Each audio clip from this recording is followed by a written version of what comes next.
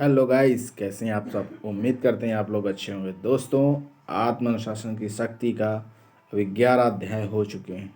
अगर आप लोगों ने नहीं देखा है तो जा करके बिल्कुल आप जा करके प्ले लिस्ट में जा करके देख सकते हैं।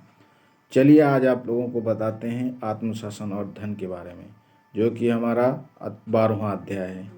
इसमें मैं आप लोगों को बताऊंगा जो कि जो हैरी एस ट्रूमैन हैं, उन्होंने बताया है कि महान लोगों की जीवनियाँ पढ़ने पर मैंने यह पाया है कि उन्होंने सबसे पहले स्वयं पर विजय प्राप्त की।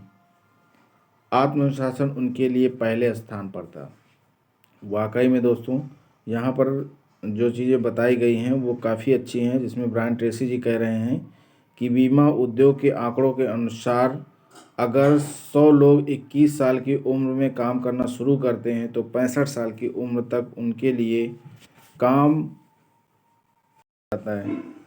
आर्थिक चार आर्थिक दृष्टि से स्वतंत्र होंगे।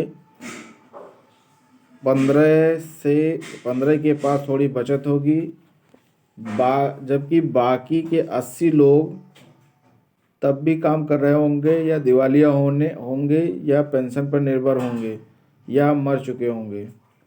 आज अमेरिका के अधिकांश बेबी बूमर्स 70 साल की उम्र के बाद भी काम करने की योजना बना रहे हैं।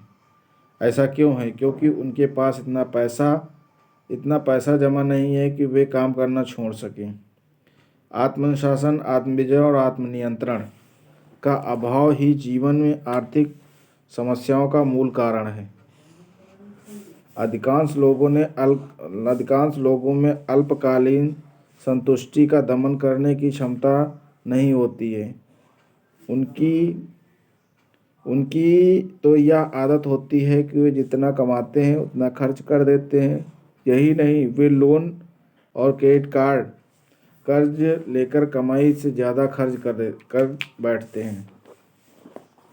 और इसमें बताया गया है आगे कि आज अमेरिका में बचत की दर इतनी कम है कि उनसे आर्थिक स्वतंत्रता प्राप्त करना संभव नहीं है। जीवन भर नौकरी करने के बावजूद भी आम अमेरिकी परिवार में नेटवर्थ $8,000 है। लोग लगातार इतना खर्च करते और उधार लेते हैं जैसे कल कभी ही नहीं आएगा ही नहीं। अच्छी बात तो यह है कि हम मानव जाति के इतिहास में सबसे समृद्ध युग में रह रहे हैं। आज हमारे पास दौलत और समृद्धि प्राप्त करने के इतने अधिक अवसर हैं और इतने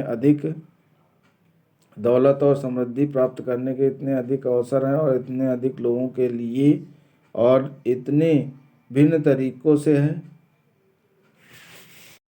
इतने ज़्यादा लोगों के लिए और इतने भिन्न तरीकों में से हैं जितने पहले कभी मौजूद नहीं रहे हैं। इस वक्त आर्थिक स्वतंत्रता प्राप्त करना जितना ज़्यादा संभव है उतना पहले कभी नहीं रहा, लेकिन इसके लिए आपको संकल्प लेना होगा और फिर अपने संकल्प के अनुसार काम करना होगा। आर्थिक असफलता के कारण अधिकांश वयस्कों की आर्थिक समस्याओं का मूलभूत कारण कम आमदनी नहीं है।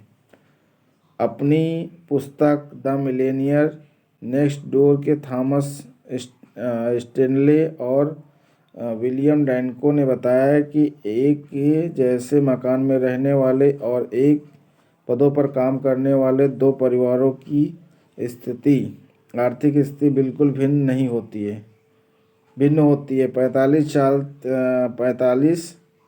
50 साल की उम्र तक एक घर में रहने वाले दंपत्ति तो आर्थिक रूप से स्वतंत्र हो जाएंगे, जबकि उनके ठीक पड़ोस में रहने वाले दंपत्ति गहरे कर्ज में डूबे होंगे और उनके क्रेडिट कार्ड के कर्ज का न्यूनतम भुगतान में भी मुश्किल महसूस करते होंगे।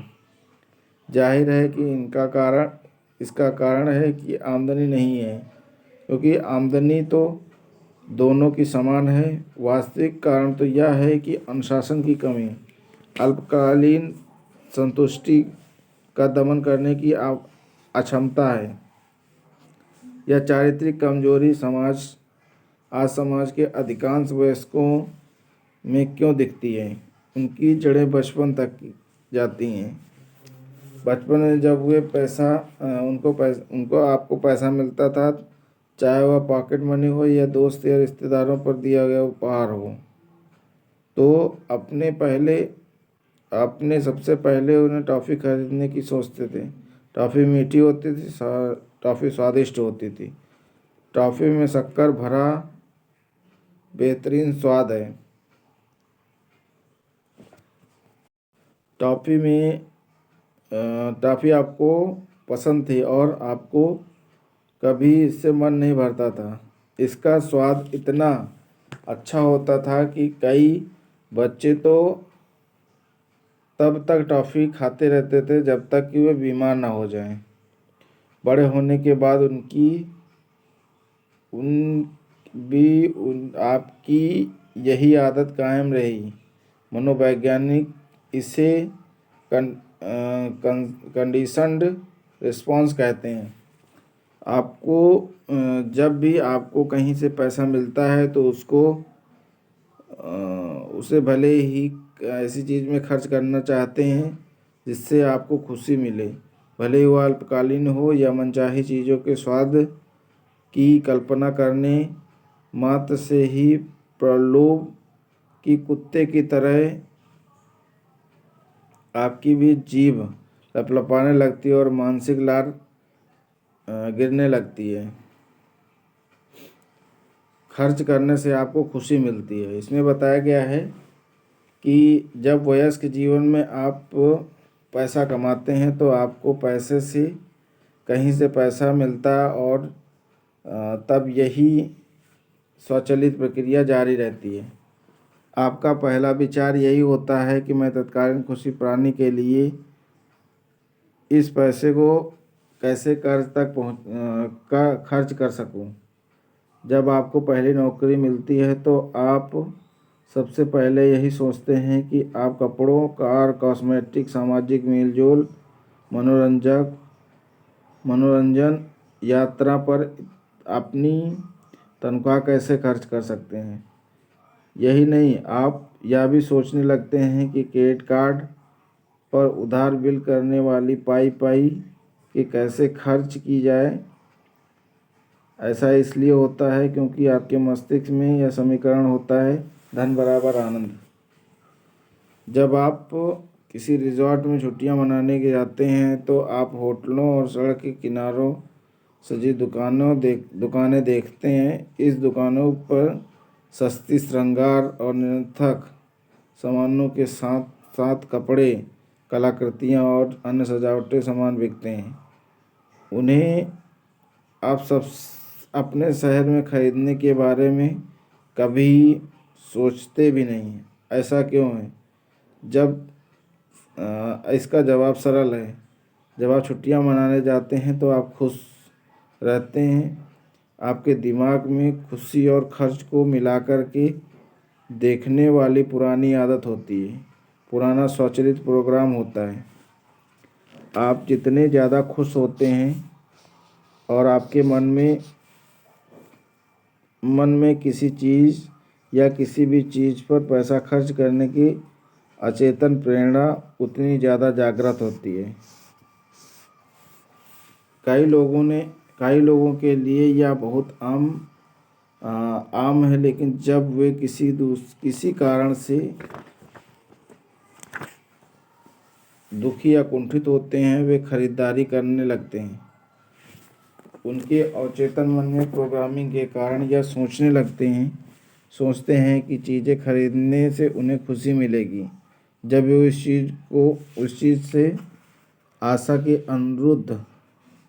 अनुरूप खुश नहीं होते, वे खुश होने के लिए दूसरी चीज़ खरीद लेते हैं। तो वे कई बार दुखी लोगों को शॉपिंग कराने धुन सवार हो जाती है। इस चक्कर में वो बहुत सी चीज़ें खरीद बैठते हैं और उन्हें खास उनकी ज़रूरत नहीं होती है।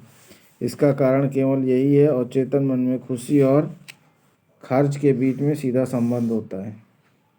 वयस्क लोगों में वयस्क होने के बाद में आपको यह भी तनख्वाह, bonus, commission, income tax refund, पुरस्कार या विरासत में धन मिलता है, तो आपके मन में पहला विचार यही आता है कि आप इस पैसे को जल्द से जल्द अधिक से अधिक आनंददायक चीज़ों पर कैसे खर्च कर सकते हैं।